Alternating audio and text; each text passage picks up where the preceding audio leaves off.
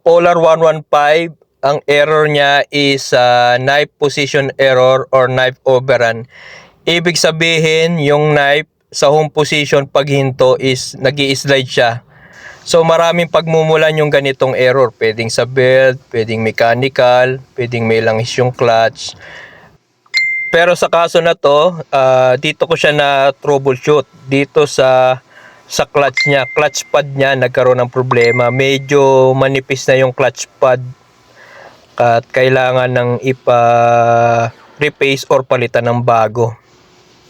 At yun, nung troubleshoot na natin yung problema, hindi na bumalik yung error na knife overrun or knife position error.